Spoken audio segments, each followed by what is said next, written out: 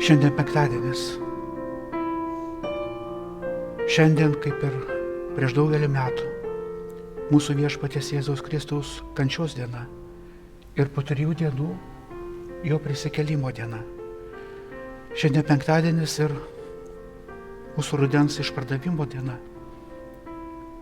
Parapijos rengiama parapijai ir savo artimui.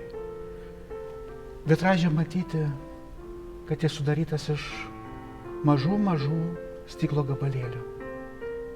Čia kaip akmenis.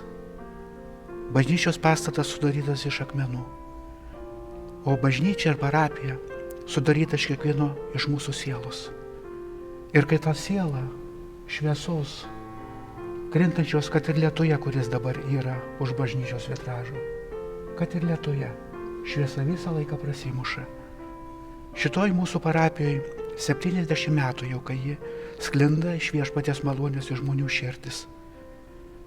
70 metų sklinda ir 70 metų sklis.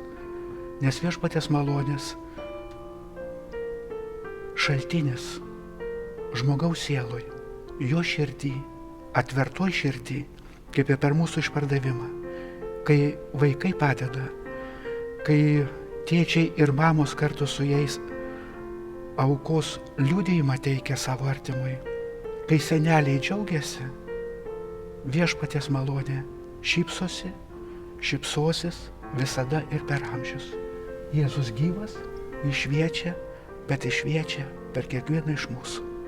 Būkit pasveikinti prisikėlimo parapijos tikintieji, parapiečiai, pas viešpatį iškeliavusiai, esantis čia ir švenčiantis ir ateisantis į mūsų parapiją per amžius iš Kristaus malonės į kiekvieno iš mūsų širdį.